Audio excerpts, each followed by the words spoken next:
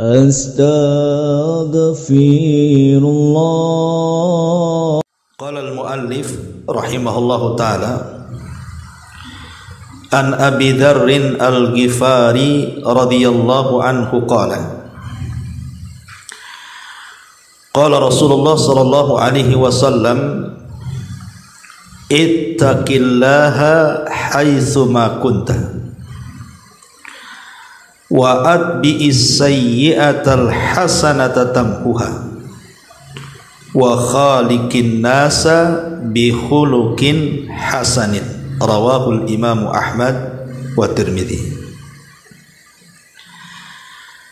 Dari sahabat Abi Dzar Al-Ghifari radhiyallahu an, dia berkata, Nabi sallallahu alaihi wasallam bersabda, bertakwalah dimanapun kalian berada. Iringilah perbuatan buruk dengan perbuatan baikmu, maka kebaikan itu akan menghapuskan keburukan itu. Dan pergaulilah manusia dengan akhlak yang baik. Hadis ini termasuk dari Thulathiyatun Nabi. Hadis dari Thulathiyah itu artinya 3 perkara yang sangat penting, dan itu kebiasaan Nabi sallallahu alaihi wasallam. Apabila menyebutkan hal-hal yang penting, biasanya beliau selalu menyebut 3 kata. Salah satunya hadis Abi Dzar Al-Ghifari di sini, termasuk Thulathiyatun Nabi sallallahu alaihi wasallam. Baik, kita akan bahas satu kalimat per kalimat. Ma'asyiral muslimat yang dimuliakan Allah Subhanahu wa taala. Hadis ini adalah hadis yang sangat agung sekali, karena hadis ini salah satu daripada wasiat takwa. Dan kita tahu bahwa takwa itu adalah wasiat para nabi. Sebut saja dalam surah Asy-Syu'ara ayat 106, Allah Subhanahu wa taala berfirman, "Idz qala lakum akhukum Nuhun ala tattaqun." Ingatlah ketika berkata saudara mereka Nuh alaihi salam kepada kaumnya, "Kenapa kalian tidak bertakwa?" Kemudian di Asy-Syu'ara-nya juga sama, 124-nya Allah mengatakan, "Idz qala lahum akhuhum Hudun ala tattaqun." Ketika berkata saudara mereka Nabi Allah Hud kepada kaumnya, "Kenapa kalian tidak bertakwa?" Kemudian juga begitu juga dalam Asy-Syu'ara 142. Kemudian Asy-Syu'ara 161. Kemudian Asy-Syu'ara ayat 177. Itu semua menjelaskan kepada kita seruan seluruh para nabi dan rasul selalu mewasiatkan takwa kepada umatnya. Dan itu yang dilakukan Nabi sallallahu alaihi wasallam. Jadi wasiat takwa ini juga selalu digaungkan oleh Nabi sallallahu alaihi wasallam kepada para sahabatnya. Terutama apabila Nabi sallallahu alaihi wasallam hendak memberangkatkan sebuah pasukan perang, maka Nabi sallallahu alaihi wasallam selalu mengingatkan pasukan untuk bertakwa, karena itu kunci kemenangan masalahnya. Dan itu disebutkan dalam riwayat Muslim dari hadis Buraidah radhiyallahu an, Nabi mengatakan, "Kana Rasul sallallahu alaihi wasallam idza ammara amiran ala jaishin aw sariyatin awsahu fi khassatihi bi taqwallahi wa man ma'hu minal muslimina khaira." Kata Buraidah, beliau mengatakan Nabi itu kalau memimpin sebuah pasukan perang atau mengutus sebuah utusan khusus untuk berperang, maka Nabi sallallahu alaihi wasallam akan mewasiatkan secara khusus dengan takwa. dan juga dengan kebaikan. Menunjukkan bahwa takwa ini penting karena semua para nabi berwasiat dengan takwa. Bahkan dalam hadis yang panjang sekali, hadis yang pernah kita pelajari di dalam Arba'in Nawawi, hadis Irbad bin Sariyah, ketika Nabi SAW berwasiat dalam Hajjatul Wada, sehingga menjadikan mata-mata para sahabat berlinang air mata karena kesedihan takut ditinggal Nabi. Yang pertama Rasul wasiatkan dalam Hajjatul Wada adalah usikum bitaqwallah. Aku wasiatkan kalian bertakwa kepada Allah. Kemudian juga disebutkan dalam sebuah riwayat yang dikeluarkan oleh Imam Muslim dari hadis Abi Sa'id Al-Khudri radhiyallahu an, ketika Nabi SAW menasihati para sahabatnya, Rasul mengingatkan soal dunia. Inna dunya hulwatun hadirah. Dunia ini memang manis dan hijau. Kemudian di ujung hadis Rasul mengatakan, fattaqud dunya wattaqun nisa. Bertakwalah kalian soal urusan dunia dan bertakwalah kalian soal urusan wanita. Jadi di banyak tempat Nabi SAW selalu berwasiat dengan takwa. Salah satu hadis yang kita baca ini, kata Nabi SAW, ittaqillaha haitsuma kunta. Bertakwalah kalian dimanapun kalian berada, pada waktu apapun dan di tempat manapun. Tidak boleh kemudian takwa ini dipisah-pisah. Oh, takwa itu hanya ada di pengajian, hanya ada di majelis ta'lim, hanya ada di masjid. Kalau di pasar tidak apa-apa ditinggal takwanya, di kantor tidak apa-apa ditinggal takwanya, di jalan ditinggal takwanya. Enggak begitu.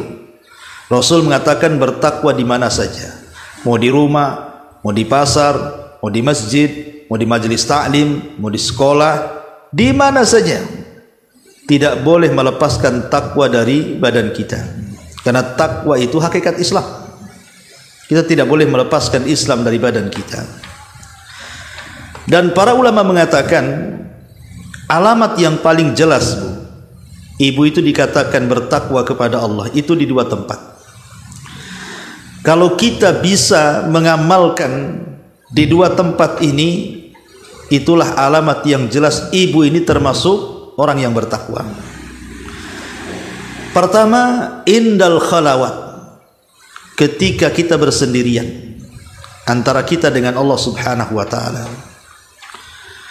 Kalau dalam bersendirian kita tidak ada yang tahu kecuali Allah, kita bisa menjaga pandangan kita, telinga kita, lisan kita, tangan kita, kaki kita, atau seluruh badan kita tidak bermaksiat kepada Allah Azza wa Jalla. Itulah hakikat takwa. Karena di zaman sekarang maksiat yang tidak terang-terangan itu mudah sekali dilakukan. Karena di genggaman tangan-tangan setiap manusia hari ini itu sudah ada handphone masalahnya. Di situ ada YouTube, di situ ada Instagram, di situ ada Facebook, di situ ada TikTok, di situ macam-macam program kan. Sekarang orang bersendirian itu lebih senang dibandingkan berkawan, karena sudah punya kawan handphone tuh. Sementara di handphone itu macam-macam isinya kan. Ada yang memperbaiki, ada yang merusak. Kalau dia sedang bersendirian dengan handphonenya, dia takut kepada Allah Subhanahu wa taala, pasti dia tidak mungkin membuka hal-hal yang diharamkan Allah Azza. Kemudian mendengar musik, menonton film-film yang tidak layak ditonton, melihat gambar-gambar yang tidak layak digambar, atau menulis berita-berita hoax, memfitnah orang lewat media dan begitu seterusnya. Karena dia takut kepada Allah. Jadi inilah kalau kita bisa dalam kesendirian kita betul-betul menjaga diri kita dengan hubungan kita dengan Allah Subhanahu wa taala, itulah sebenarnya nampak ciri-ciri alamat takwa di situ. Ini yang pertama. Yang kedua, ketika kita ditimpa musibah, ketika kita ditimpa fitnah, Entah musibah itu mungkin penyakit yang ada pada badan kita.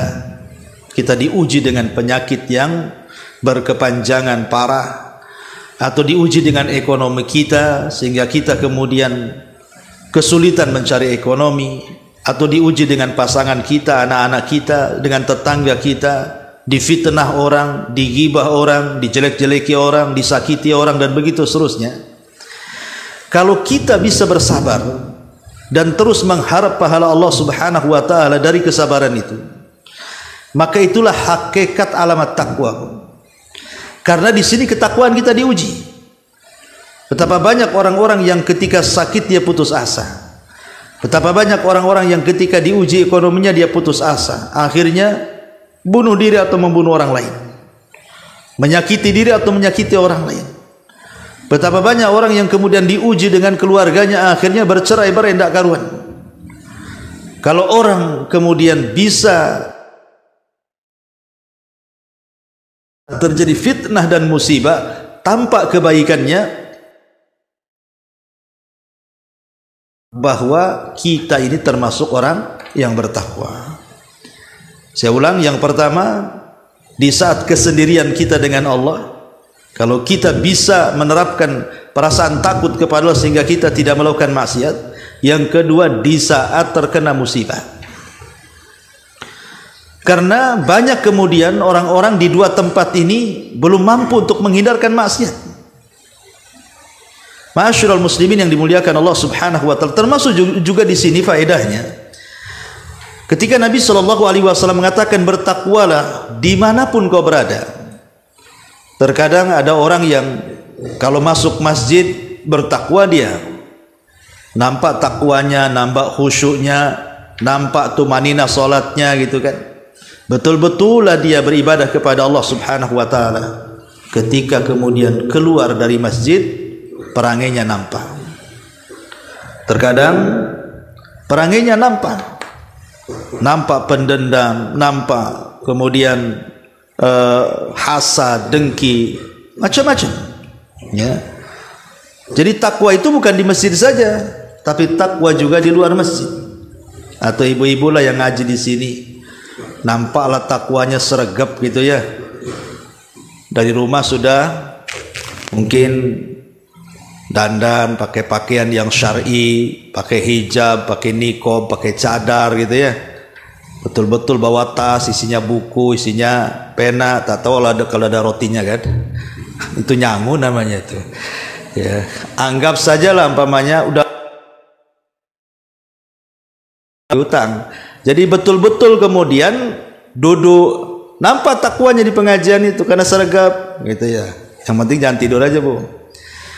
Karena orang kalau datang ke pengajian pulang dapat ilmu pahalanya 2 tuh. Kalau datang, duduk, tidur, pahalanya 1 tuh. Kalau tak datang ya tak dapat apa-apa lah. Tapi kalau keluar dari pengajian, tiba-tiba kemudian gibah lagi, hasad lagi, itu bukan takwa namanya. Karena Rasul mengatakan, ittaqillaha haitsuma kunta.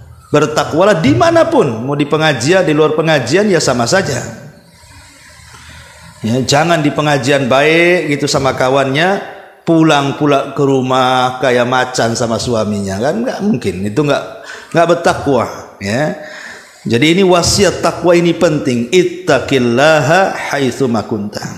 Karena pengaruh takwa ini besar, Bu. Pertama, pengaruh takwa itu akan mendapatkan kecintaan Allah. Karena Allah itu suka dengan orang bertakwa. Surah At-Taubah ayat 4, innallaha yuhibbul muttaqin. Allah suka dengan orang-orang yang bertakwa. Yang kedua, mendapatkan rahmat. Karena Allah Subhanahu wa taala mengatakan wa rahmati wasi'at kulla syai'in fasanaktubuha lil ladzina yattaqun. Dalam surah Al-A'raf 156 Allah mengatakan, dan rahmatku meliputi segala sesuatu dan aku akan catat rahmatku khusus untuk orang-orang yang bertakwa. Subhanallah, kita dicucuri dengan rahmat Allah Azza wa Jalla. Yang ketiga, sebab datangnya pertolongan. Karena Allah Subhanahu wa taala mengatakan wa'lamu annallaha ma'al muttaqin, ketahuilah Allah itu bersama orang-orang yang bertakwa.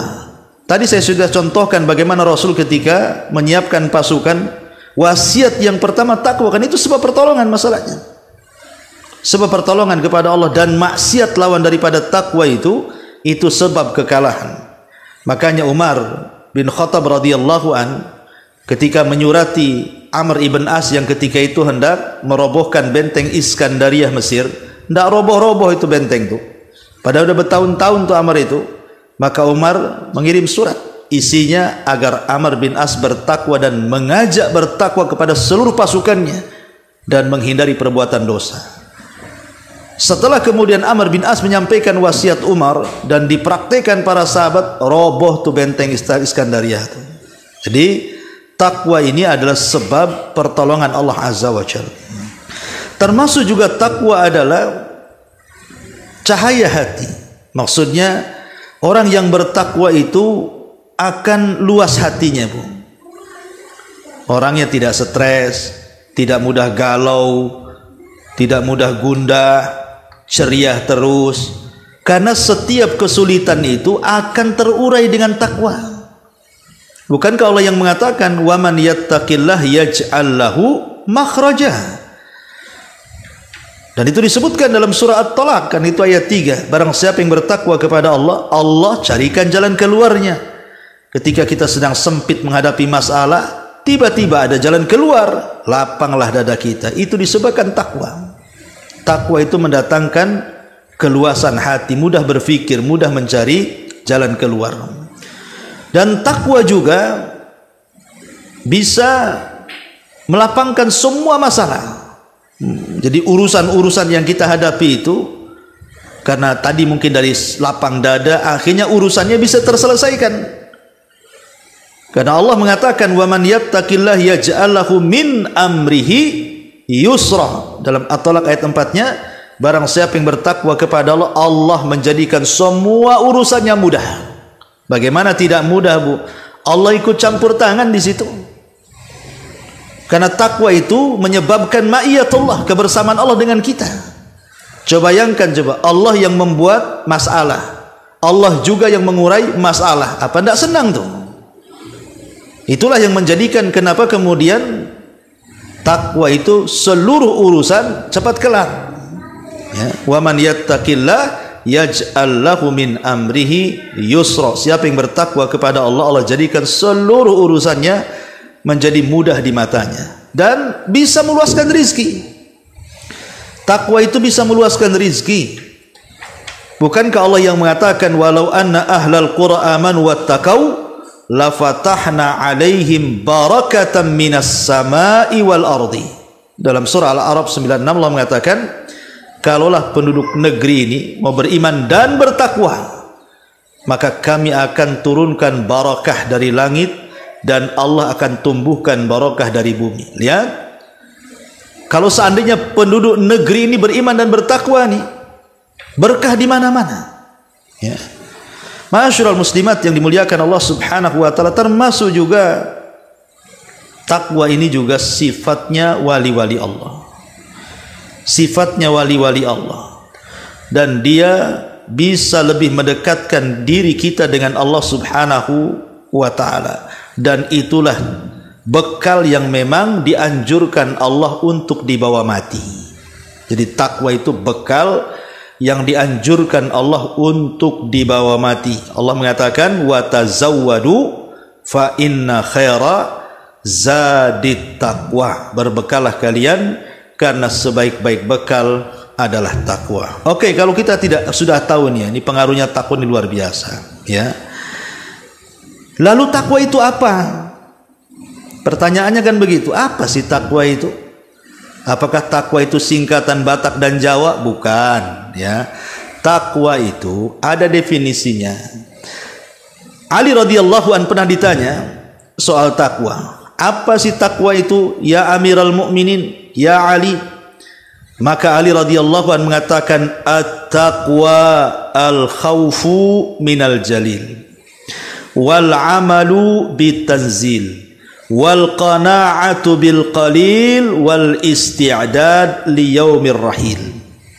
Kata Ali, takwa itu takut kepada Allah, beramal dengan syariat yang diturunkan, merasa cukup dengan pemberian Allah, dan melakukan persiapan untuk hari setelah kematian. Itulah takwa. Takwa itu diambil dari 4 kalimat, kata Ali. Pertama, takut kepada Allah. Karena dengan takut kepada Allah subhanahu wa ta'ala, kita akan terhindar dari maksiat. Yang kedua, beramal dengan apa yang diturunkan Allah, dari syariat Allah lewat Rasulnya. Kemudian yang ketiga, qanaah, menerima pemberian Allah, mau sedikit mau banyak, alhamdulillah ala kulli hal. Mau diberi mau tidak, alhamdulillah ala kulli hal. Mau dalam kondisi apapun, mau sehat mau sakit, alhamdulillah ala kulli hal. Qanaah dengan pemberian Allah. Dan yang keempat, al-isti'dad, persiapan. Persiapan untuk hari setelah kematian. Persiapan dengan amal soleh. Itulah takwa. Abdullah bin Mas'ud radhiyallahu anhu pernah ditanya, apa sih takwa itu? Maka beliau mengatakan begini, kalau seandainya ada jalan, jalannya itu penuh dengan beling, penuh dengan paku, penuh dengan duri, penuh dengan jarum, macam-macam yang membahayakan kaki lah. Kalau seandainya engkau berjalan di jalan yang penuh dengan macam-macam duri-duri itu, kira-kira apa yang kau lakukan? Kira-kira apa yang kau lakukan? Maka orang ini mengatakan, ya aku hati-hatilah, takut nginjak-nginjak, akhirnya luka pula kakiku. Kata Abdullah ibn Mas'ud, itulah takwa. Takwa itu hati-hati, karena di mana-mana ada rintangan. Di kiri ada syubhat, di kanan pula ada syahwat, ya. Macam-macam godaan-godaan setan, hawa nafsu itu. Kita hati-hati jangan sampai mengikuti godaan syahwat ataupun godaan syubhat. Ya. Ada lagi perkataan Abdullah bin Mas'ud radhiyallahu an tentang masalah takwa ketika beliau mentafsirkan ittaqullaha haqqa tuqatih wa la tamutunna illa wa antum muslimun. Bertakwalah dengan sebenar-benar takwa, jangan kamu mati kecuali dalam kondisi muslim. Beliau mengatakan takwa adalah an yuta'a fala yu'sa, wa yudhkar fala yunsa, wa yushkar fala yukfar. Jadi takwa itu Allah hendaklah ditaati, jangan dimaksiati. Hendaklah diingat, jangan dilupakan. Hendaklah disyukuri nikmatnya, jangan dikufuri. Jadi takwa itu taat kepada Allah, selalu berzikir kepada Allah, dan selalu bersyukur kepada Allah. Ini menurut Abdullah ibn Mas'ud radhiyallahu anhu. Talaq ibn Habib rahimahullahu ta'ala juga mengatakan, at-taqwa an ta'mala bi ta'atillah ala nuri minallah tarju thawaballah, wa an tatruka ma'siyatallah ala nuri minallah takhafu iqaballah. Takwa adalah engkau beramal dengan ketaatan kepada Allah atas bimbingan Allah, dengan mengharap pahala dari Allah. Atau engkau meninggalkan maksiat kepada Allah atas bimbingan juga dari Allah, karena takut akan iqab Allah subhanahu wa ta'ala. Itulah takwa. Itulah takwa yang disebutkan oleh para ulama. Ma'asyiral muslimat yang dimuliakan Allah subhanahu wa ta'ala. Lalu apa sih alamatnya? Orang itu dikatakan takwa itu apa alamatnya? Ciri-cirinya seperti apa gitu kan? Ma'asyiral muslimat yang dimuliakan Allah azza wa jalla, yang pertama, alamat orang yang bertakwa itu kalau dia bisa terlepas daripada kelalaian. Kalau dia bisa lepas dari kelalaian. Maksud lalai di sini lalai kepada Allah. Mungkin malas ngaji, malas hadir di majelis taklim, malas zikir, malas ibadah, itu kan kelalaian namanya. Kalau kita bisa lepas dari kelalaian itu, kita bisa lawan kemalasan-kemalasan itu, kita tidak malas lagi mengaji, tidak malas lagi baca Quran, tidak malas lagi berzikir, tidak malas lagi untuk beribadah. Itu ciri-ciri orang itu sudah mulai takwa tuh. Ini yang pertama. Yang kedua, lisannya itu tidak pernah lepas dari zikir. Pokoknya mulai dari rumah sampai di sini, astagfirullahaladzim, la ilaha illallah, Allahu akbar, subhanallah, bihamdihi subhanallahil azim, atau Allahu akbar, walhamdulillah, wa la ilaha illallah, Allahu akbar. Terserah mau zikir apa saja. Kalau lisannya di mana saja senantiasa menyebut nama Allah Subhanahu wa taala, itu alamat takwa. Ya. Ataupun yang ketiga, dia mencintai Allah jauh dibandingkan mencintai yang lainnya. Dia mencintai Rasulullah jauh dibandingkan mencintai yang lainnya. Nah, itu juga alamat takwa. Tapi kalau seandainya azan berkumandang, bersaut-saut dari masjid sana, masjid sini, musola sana, musola sini, sampai dari handphone pun keluar azan, tetap saja tidur, tetap saja sibuk dengan pekerjaan, tetap saja kemudian sibuk bekerja, sibuk dengan permainan, itu bukan takwa. Tapi ketika dengar suara adzan, bergegas dia memenuhi panggilan itu, itu alamat takwa. Berarti dia lebih mencintai Allah dan Rasulnya dibandingkan yang lainnya. Kemudian yang keempat juga alamat takwa muraqabah, merasa diawasi. Ya, jadi sehingga kita ini hati-hati kalau melangkah. Ngapain saya ke rumah itu? Pasti gibah di situ, tak jadi. Nah, jadi dia dibatasi muraqabah di situ ya. Takut saya mah, nggak maulah ke situ. Saya tahu tuh orang-orang situ nggak beres tuh. Nah, jadi merasa diawasi. Dalam kesendirian merasa diawasi, dalam keramaian merasa diawasi. Ya, itu tanda-tanda orang itu tanpa takwanya. Termasuk juga dia mengetahui akibat maksiat, sehingga dia tidak maksiat. Ini kalau saya minum mabok-mabokan, nggak maulah. Kesehatan kena, dosa iya, neraka tambah, gitu ya. Tahu akibatnya tuh. Kalau saya berzina seperti ini, kalau saya judi seperti ini, kalau saya gibah seperti ini. Kalau sudah dia memikirkan akibat maksiat, itulah alamat takwa tuh. Ya. Ataupun ibu menekan hawa nafsu, mau ngomong yang jelek tak jadi, direm, ya. Mau nyakiti orang tak jadi, dilawan hawa nafsunya. Itu juga alamat takwa, termasuk juga bisa mengalahkan makaidu syaitan. Jadi jerat-jerat tipu daya setan gitu ya. Ini nggak beres nih. Ini perbuatan setan nih. Seperti mubazir, ibu udah nabung gitu ya, ngambil uang belanja, suami ngasih 1 juta sehari ya Bu ya. Enak kali. Ya, anggaplah 1 juta sehari kalau suaminya kaya. Jadi 500 tuh belanja, 500 ditabungkan. Udah kepikir tuh, nanti kalau udah sekian ratus juta aku mau shopping sendiri gitu. Ketika mau melangkah tak jadi, nggak boleh lah, menghambur-hamburkan duit itu kan tabdir. Tabdir itu kawannya setan, tak jadi.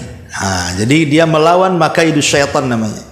Tipu daya dari tipu daya syaitan. Itu juga termasuk sifat-sifat takwa. Termasuk juga mudah memaafkan. Mudah memaafkan. Karena Allah mengatakan wa anta'fu aqrab littaqwa. Ketika engkau bisa memaafkan kesalahan orang, maka itu lebih dekat kepada ketakwaan. Termasuk juga dia mengucapkan kalimat-kalimat jujur, tidak berdusta, ya. Itu juga salah satu takwa. Ataupun juga mensyiarkan syiar-syiar Allah. Syiar-syiar Allah, umpamanya ibu pakai jilbab, itu kan termasuk syiar, pakaian syar itu termasuk syiar namanya. Ya.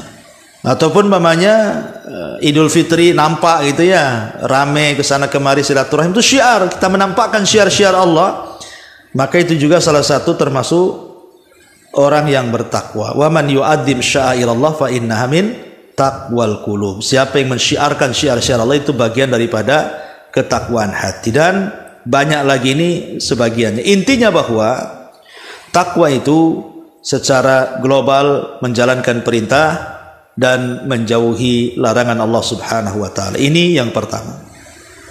Kemudian yang kedua, Nabi sallallahu alaihi wasallam mengatakan wa'at bi'is sayyi'atal hasanata tamhuha. Wa'at bi'is sayyi'atal hasanata tamhuha. Ikutilah perbuatan burukmu dengan perbuatan baik. Karena perbuatan baik itu akan menghapuskan perbuatan buruk.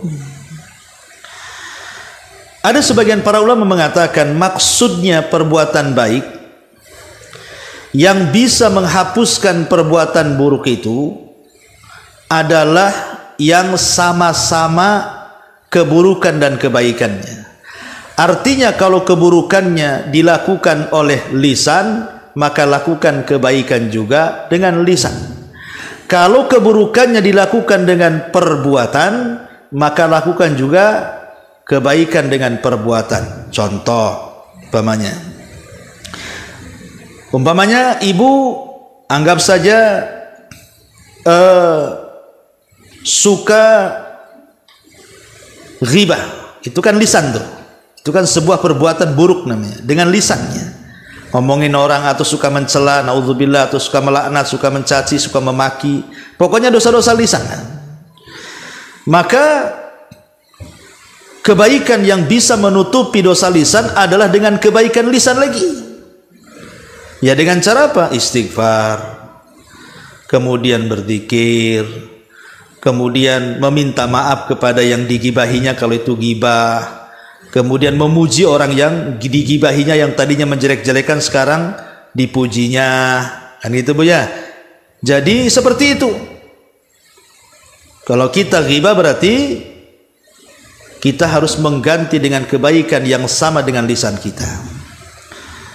Atau kalau mamanya telinga mendengarkan musik, ya, atau mendengarkan, ibu nggak ghibah tapi telinga ibu kok senang dengar orang ghibah tuh. Dia mulutnya tapi telinganya yang berisik gitu ya. Ataupun suka dengar lagu, musik dan begitu seterusnya, maka perbuatan baiknya apa? Dengerin Al-Quran, dengerin murotal, dengerin ceramah, kan begitu ya. Nah, seperti itu.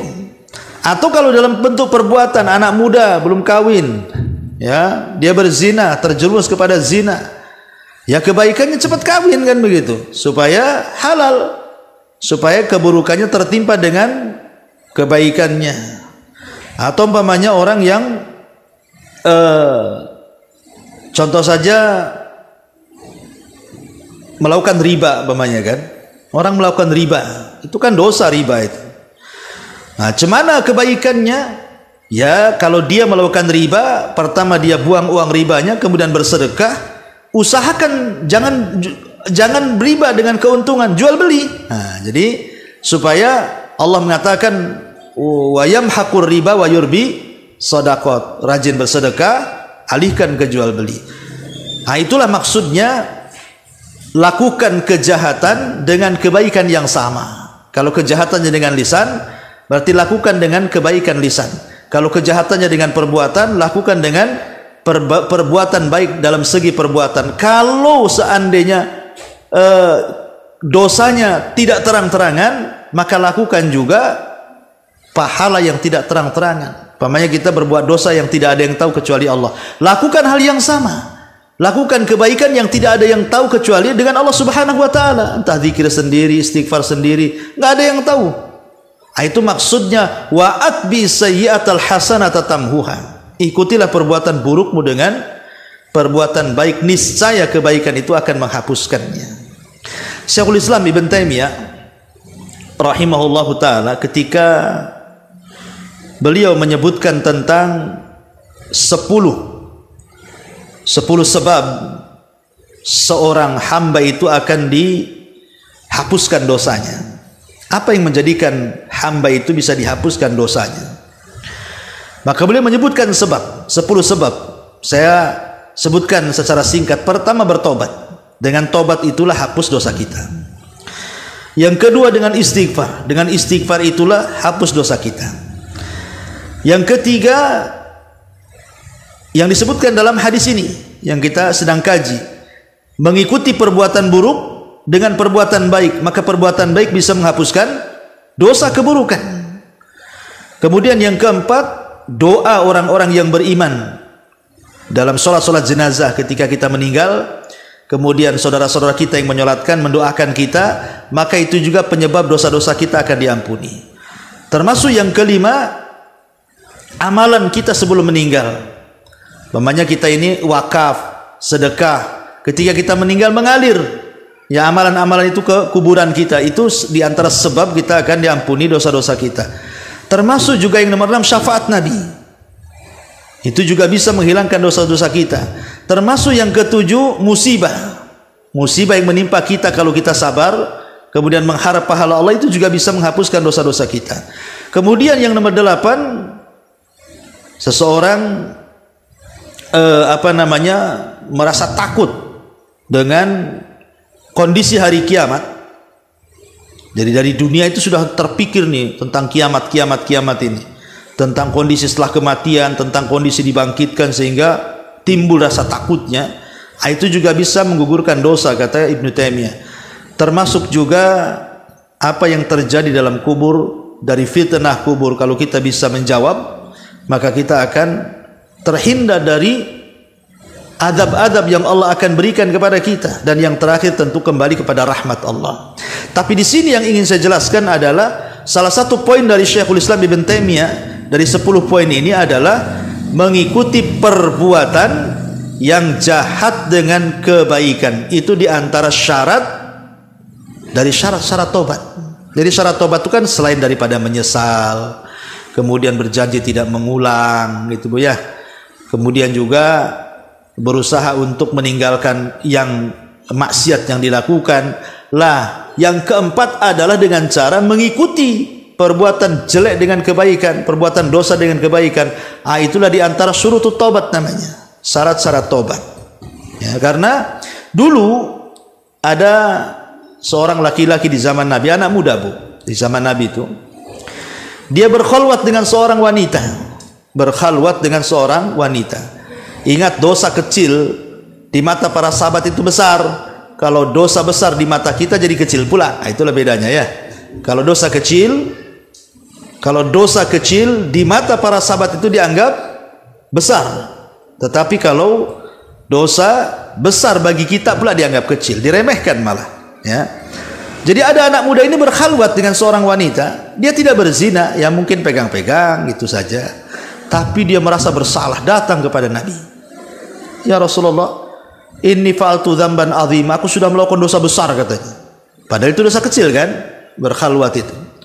Tetapi Rasul tidak menjawab dan mengatakan, apakah tadi kamu salat asar berjamaah bersamaku, kata Rasul. Hal shallaital asra jama'atan ma'i, kata Rasul, apakah engkau tadi salat asar berjamaah bersamaku, kata Rasul. Sahabat ini mengatakan iya. Maka Rasul mengatakan, idhab faqad ghafarallahu lak. Pergi, Allah sudah mengampuni dosa-dosa. Kemudian Rasul membacakan, innal hasanat yudhibnas sayyiat. Bukankah Allah bisa menghapuskan keburukan yang disertakan dengan kebaikan? Sesungguhnya yang baik-baik itu bisa menghapuskan yang jelek-jelek. Itu contohnya bahwa pokoknya kalau bisa setiap hari itu kita berbuat baiklah Bu. Namanya saya, ibu, siapapun lah, itu tidak lepas dari dosa Bu. Siapa yang lepas dari dosa? Nggak ada. Ya, nggak ada orang lepas dari dosa itu. Dikiranya dosa itu kalau maling, kalau nyolong, kalau korupsi, kalau zina, kalau khamar. Tidak, mata kita loh memandang yang haram, memandang aurat juga dosa. Telinga kita asik mendengarkan gibah juga dosa. Hati kita loh hendak berbuat jahat walaupun tak jadi juga tak baik, itu juga bagian dari dosa. Kadang-kadang baru melangkahkan untuk gibah, belum gibah saja sudah dosa. Jadi setiap hari pasti kita berbuat dosa. Tak mungkin lah nggak berbuat dosa kita ini. Tetapi Rasul memberikan solusi. Kalau bisa, sebagaimana kita tidak lepas daripada dosa, minimalnya setiap hari kita juga berbuat baik. Antah zikir, antah istighfar, antah baca Quran, antah silaturahim, antah macam-macam kan ibadah itu banyak. Yang jelas balance supaya jangan jahat terus, dari ada sisi baiknya di situ. Ini yang kedua. Kemudian yang terakhir, wa khaliqin nas bi khuluqin hasanin. Dan pergaulah manusia dengan akhlak yang baik. Akhlak baik itu apa? Ya, akhlak baik itu jujur, amanah, lembut, kemudian menjaga kehormatan, sabar, berbuat baik, adil, dermawan, mendahulukan orang, selamat hati, adil, malu, syukur, menjaga lisan, menjaga kehormatan, dia tidak berkhianat, kemudian juga tepat melaksanakan janji, menutup aurat, mudah memaafkan, mudah membantu, meletakkan kasih sayang, qanaah dengan pemberian, redha, zuhud, lembut, itu semua akhlak tuh. Akhlak itu kan babnya luas.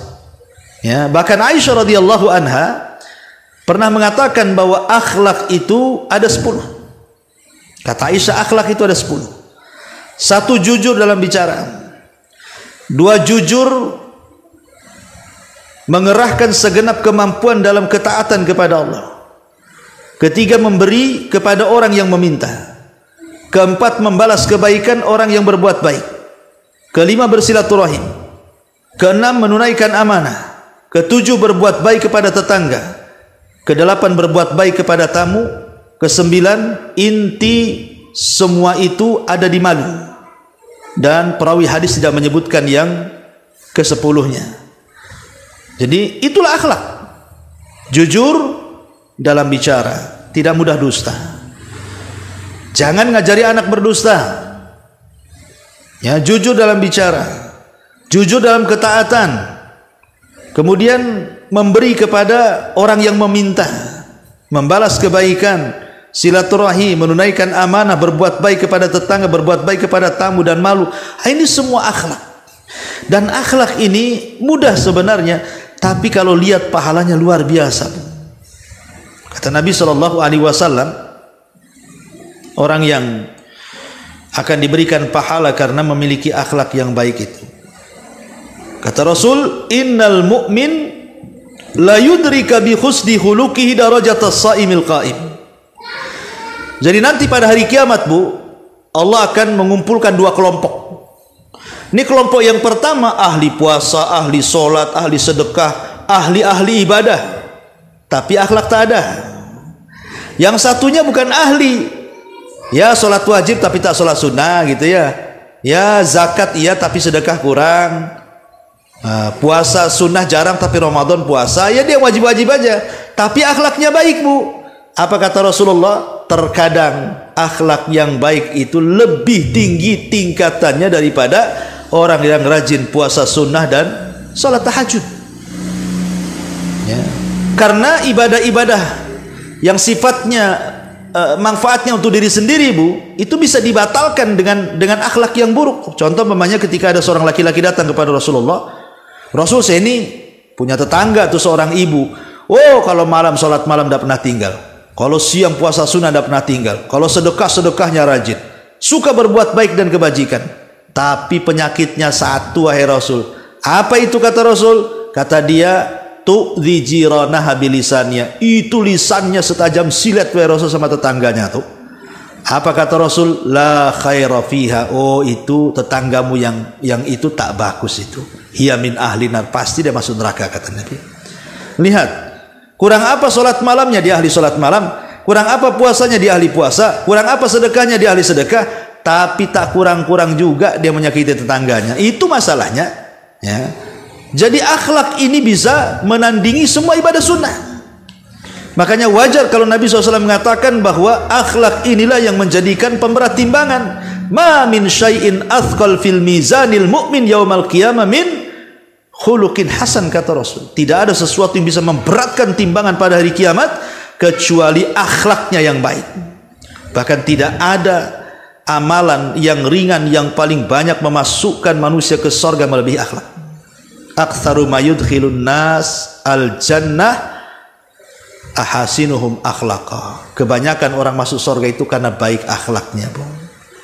Nggak apa-apalah ibu kurang sholat, sunnahnya kurang, puasa sunnahnya kurang karena laparan gitu ya, atau ngantuan nggak bisa tahajud. Ya, kalau umpamanya sedekah juga kurang karena juga tak ada duit gitu ya. Yang penting kalau sudah kurang-kurang semuanya, janganlah akhlak pula dikurang-kurang. Ya, minimalnya akhlak itu ada di 3 kata. Pertama, tabassum, senyum kepada saudaranya. Suka senyum, ya. Yang kedua, kaful adza. Kaful adza. Kita tidak membalas orang yang menyakiti kita. Kalau ada orang menyakiti kita, biarkan saja. Ada orang yang menghina ibu, biarkan saja. Ada orang menggibah ibu, biarkan saja. Dibiarin. Jangan mendatangkan keburukan kepada orang. Biarkan orang mendatangkan keburukan kepada kita, itu pahala bagi kita. Tapi jangan dibalas. Itu akhlak namanya. Termasuk badlun nada. Mudah membantu. Ya, kalau memang ada bantuan perlu dibantu diangkat, ya langsung diangkat gitu ya. Kalau ada yang diturunkan, langsung dituruni. Kalau ada di jalan perlu didorong, langsung berhenti dorong. Pokoknya apa yang bisa bantu orang, apa bisa. Dengan uang, dengan waktu, dengan tenaga, apalah yang bisa kita bantu. Itulah akhlak. Ya. Kata Hasan Al-Basri, itulah akhlak. Talaqatul wajah yang cerah, senyum, mudah santun kalau ngomong. Kemudian juga kaful adza, tidak membalas perbuatan buruknya orang. Dan badlun nada, senantiasa mudah menolong orang lain. Itulah yang disebut dengan akhlak. Lah 3 perkara ini, Bu, ini 3 perkara mulia ini. Bertakwa, kemudian berusaha untuk menandingi keburukan dengan kebaikan, berusaha dengan kehidupannya dipenuhi dengan akhlak. Maka ini 3 amalan yang luar biasa yang kita bisa terapkan dalam kehidupan kita. Wallahu a'lam bishawab.